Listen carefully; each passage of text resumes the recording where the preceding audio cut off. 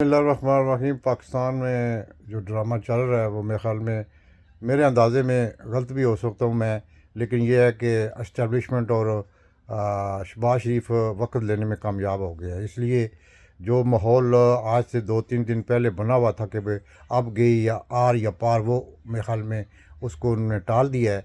अब जो मुज़ाकरात हो रहे हैं वो भी मतलब कि डिले टैक्टिक्स यूज़ हो रही हैं।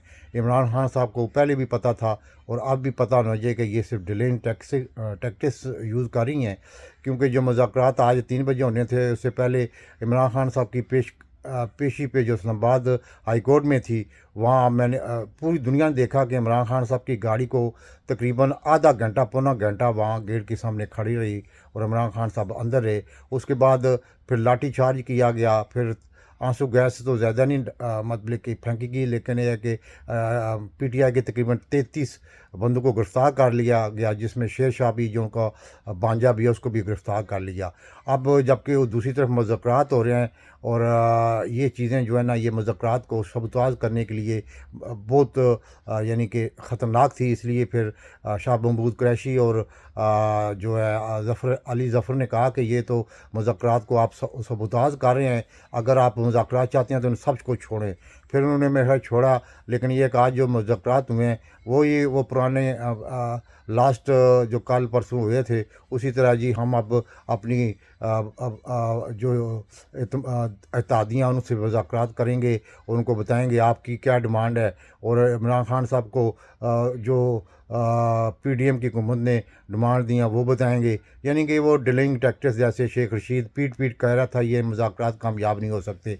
और दूसरी तरफ सुप्रीम कोर्ट ऑफ पाकिस्तान में जब कल हेयरिंग हो रही थी, उसी वक्त पता लग गया था कि चीफ जस्टिस ऑफ पाकिस्तान जो है ना नरम पड़ गए हैं, लेकिन दूसरे एजाज उल हसन साहब और मुनीब साहब जो है वो चाहते थे कि कल ही कोई मतलब कि इसका फ़ैसला कर दिया जाए, लेकिन ये चीफ जस्टिस ऑफ पाकिस्तान ने बेहतर यही समझा कि इनको मौका दिया जाए। जो मैंने कल भी कहा था कि इनको मौका दे रहे हैं कि ये मुज़ाकरात करके किसी नतीजे पर पहुंच जाएं। आज भी यही हुआ, जो रिपोर्ट जमा कराई है इलेक्शन कमिश्नर ने, उसके बाद उन्होंने उसका चैम्बर में जायज़ा लिया। उसके बाद उन्होंने स्पेशल मैसेंजर के ज़रिए वज़ारत ख़ज़ाना से पूछा कि जो पैसे जमा कराने थे इसकी क्या वजूहत है, वो क्यों नहीं अभी तक हो रहे।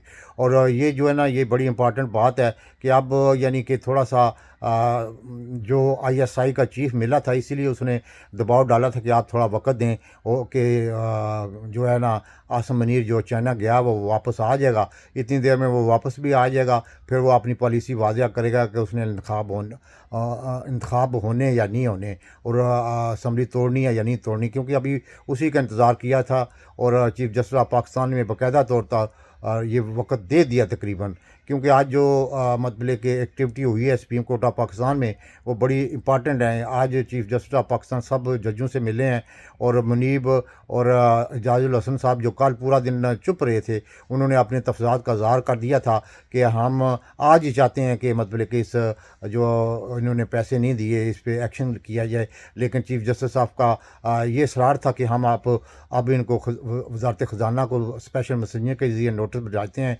कि आप रिपोर्ट हमें दें कि इसमें कौन रुकावट बना है। तो ये मेरे ख्याल में डिलेइंग टैक्टिक्स हो रही हैं। तो आपको पता है कि पाकिस्तान में कौन हुकूमत चलाता है और कौन हुकूमत पे असरअंदाज होता है और कौन हुकूमत के पीछे है, वो सब पता है कि इस्टेब्लिशमेंट जो कुछ है वही करवा रही है। और आईएसआई का चीफ इसीलिए मिला था कि थोड़ा हाथ ओला रखें, मैंने आपको पहले ही बता दिया था। और चौथी सबसे बड़ी बात यह है कि पाकिस्तान में कोई अदालत नहीं, कोई सुप्रीम कोर्ट नहीं है, सब कुछ है जो इस्टेब्लिशमेंट के जो चंद अवारी हैं आईएसआई में बैठे हुए हैं। अली मीन गुंडापुर को बाकायदा तौर पर ज़मानतें मंजूर हो गई, सब कुछ हो गया, उसको जेल से उन्होंने रहा नहीं किया अभी तक, और ना ही उसको मतलब कि जेल से रहा करना चाहते हैं। क्योंकि जो आईएसआई में एक बैठा हुआ है मेजर जनरल कोई नसीर है, कोई जिसको डटी हैरी कहा जाता है, वो नहीं चाहता कि वो रहा हो, इसलिए कि वो अगर रहा हो गया तो हो सकता है कि आज़ाद कश्मीर की हुकूमत जो है फिर दोबारा मतलब कि पीटीआई की बन जाए, इसलिए वो नहीं चाहता। क्योंकि वो बड़ा हरामी कोई आदमी है, मुझे समझ नहीं आता कि आसिम मुनीर ने अभी तक क्यों रखा हुआ। पूरे मुल्क में एक अफरा तफरी का आलम है, एक मतलब एक अनसर्टी का आलम है। पूरी दुनिया रात को सोती है कि सुबह हो सकता है कुछ हो जाए।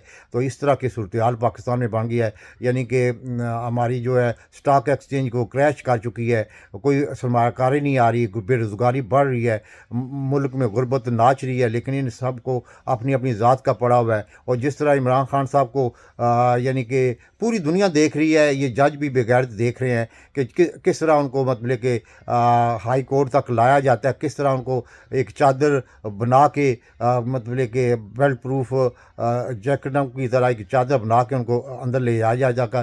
क्या ये वो देख नहीं सकते कि वहीं से मतलब कि आजकल टेक्नोलॉजी इतनी हाई है, यहाँ से बैठ के अमेरिका में बात करते हैं, अमेरिका से बैठ के पाकिस्तान में बात करते हैं, तो वो नहीं हो सकती। ये सब ड्रामाबाजी हो रही है। सबसे बड़ा मसला ये है कि पाकिस्तान में आज तक 75 साल से यही कानून राजी है, राजी है, राज है कि जिसका मतलब कि डंडा होगा उसी की बात मानी जाएगी। तो यही हाल हो रहा है। तो मुझे भी उम्मीद है कि इंशाल्लाह आने वाले दिनों में ठीक हो जाएगा, लेकिन ये डिलिंग टैक्टिक्स इस्तेमाल हो रही हैं। वरना जिस तरह कल मुनीब साहब और एजाजुल हसन चाहते थे कि कल ही आर्डर कर दिया जाए कि जो जो भी मतलब कि तौहीन अदालत हुई उन सबको नोटिस लेकिन ये चीफ़ जस्टिस साहब से, क्योंकि ISI के चीफ़ ने मुलाकात की हुई थी, तो वो अब हाथ होला रखा हुआ है उन्होंने। देखें अब क्या बनता है, लेकिन मेरे अंदाजे में ये जो है ना डिलीन टैक्टिक्स हैं वो उसमें कामयाब हो गए हैं। अब 14 मई के इलेक्शन होते हैं या नहीं होते, लेकिन मेरे ख्याल में अब ये डिलीन टैक्टिक्स है ये किसी नतीजे पे पहुंच जाएंगे। या तो ये सितंबर या अगस्त में ये इलेक्शन का ऐलान करवा देंगे असम्बलियाँ तोड़ के। बस यही इसका हाल है। पाकिस्तान जिंदाबाद।